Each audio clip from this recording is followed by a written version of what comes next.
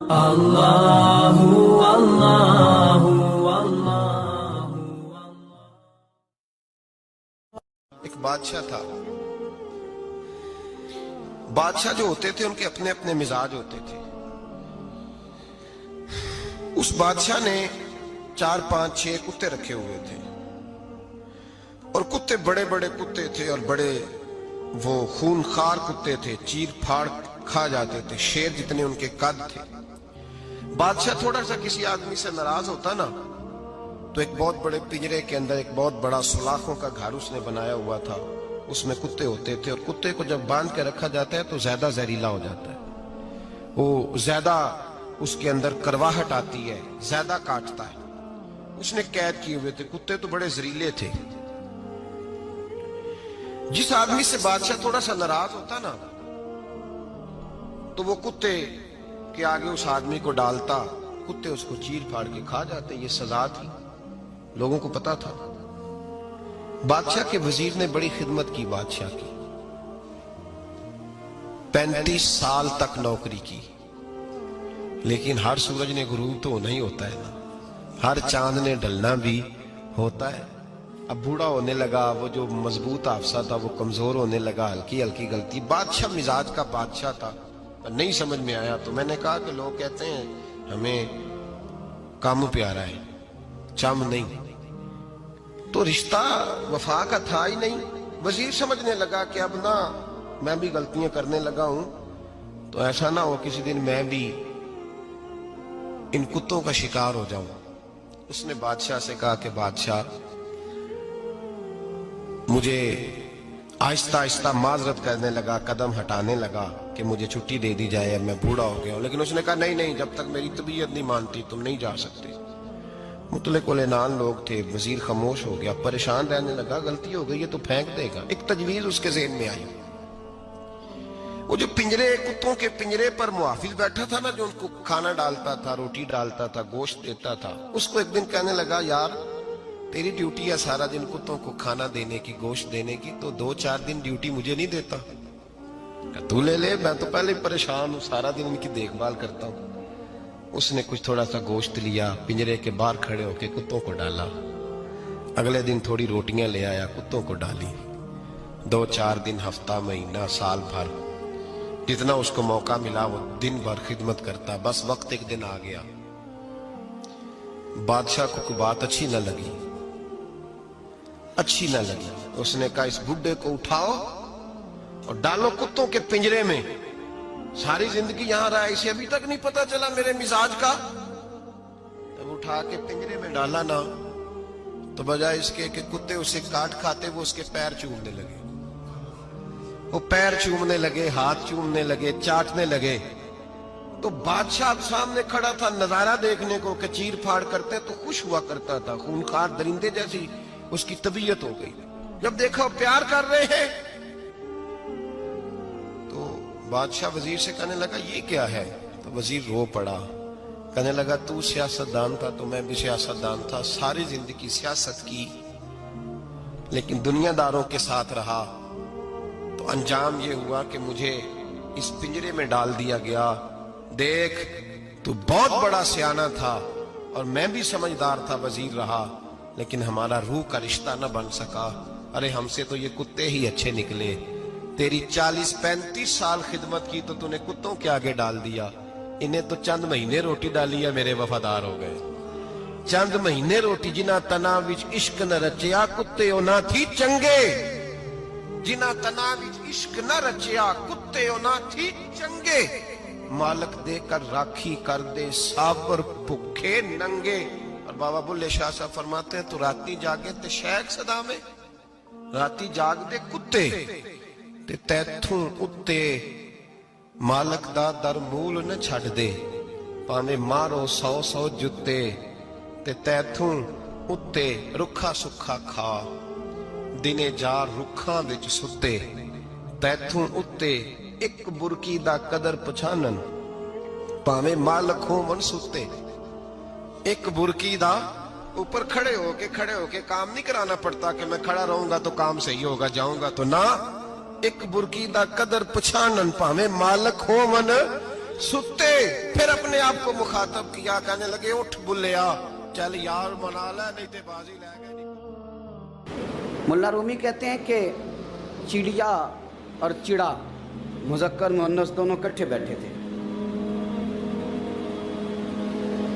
तो एक बंदा आ गया सूफी, मेरी तरह पगड़ी शकड़ी बांधी हुई, जुब्बे कुब्बे में लगा हुआ। ये जितने फितने आज आपको नज़र आ रहे हैं ना, ये जुब्बों के पीछे निकलते हैं सारे। आवाम बेचारी को तो पता ही नहीं था कि यहाँ भी उलझना है। इन्होंने पकड़ के चक्कर चला दिए। कभी कोई कहानी सुनाते हैं तो कभी कोई कहानी सुनाते हैं, कभी नहीं।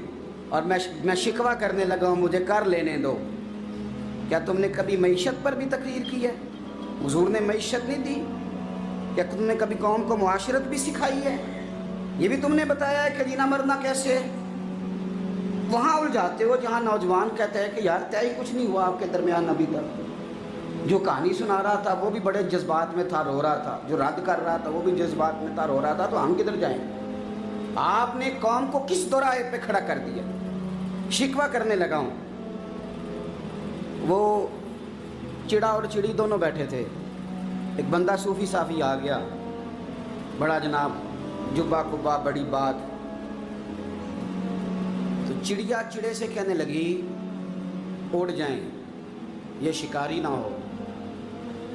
तो चिड़ा कहने लगा नहीं, शिकारियों का लिबास और होता है, ये तो दरवेशों का लिबास है, रहने दो, बैठे रहते हैं। उसने बड़ा समझाया चिड़िया ने, पर चिड़िया की बात मानता भी कोई नहीं ना। कभी कभी मान जाए करे फ़ायदा होता है। अब चिड़िया की माने कौन? चिड़िया को तो लोग छोटा जानते हैं। तो वो चिड़ा बैठा रहा, पर वो बंदा आया। आए हाय, आप यकीन करें, लोग मेरे पास आते हैं तो वली समझ के आते हैं। वो जो मेरे पास वली समझ के, दरवेश समझ के आया, उसे सवाब मिल गया। लेकिन अगर मैंने धोखा किया तो क़यामत में मेरी सज़ा बढ़ जाएगी। मुझसे मेरा रब पूछ लेगा, वो तो ठीक था, वो तो तेरी पगड़ी दाढ़ी देख के आया था, तू अपनी बात बता, तेरे अंदर क्या था?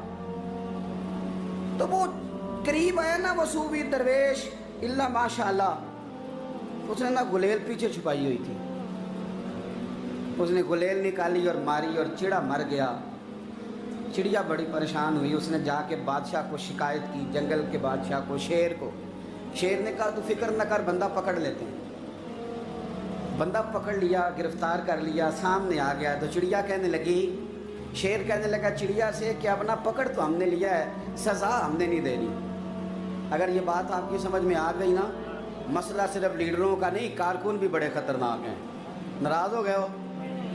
मसला मुरीदों का नहीं, ये पीरों का नहीं, सिर्फ ये मुरीद भी नहीं कहीं हिलने देते। ये भी नई से नई कहानी रोज़ बना के लाते हैं और आके सुनाते हैं। सुनो, वो चिड़िया से कहने लगे, बादशाह सलामत शेर साहब कहने लगे कि सज़ा तेरी मर्जी की देनी है, तू बता क्या सज़ा दे। तो चिड़िया रो पड़ी, कहने लगी बादशाह इसे सज़ा कोई नहीं देनी, एक बस हुक्म देना है। उसे कहा वो क्या? तो वो कहने लगी इसे हुक्म करें, अगर इसने शिकार करना है तो लिबास भी शिकारियों वाला पहनना। इसने लिबास सूफियों वाला पहनना है और अंदर से शिकारी है। बस इसे हुक्म करते हैं कि इसने शिकार करना है तो लिबास भी, अल्लाह करे आपकी समझ में बात आए। और सियासतदान, तूने लिबास पहन लिया है, खिदमतकार है तू शिकारी। और ब्यूरोक्रेट, ओ ताजर, तूने लिबास पहन लिया है, खिदमतकार, तू शिकारी है।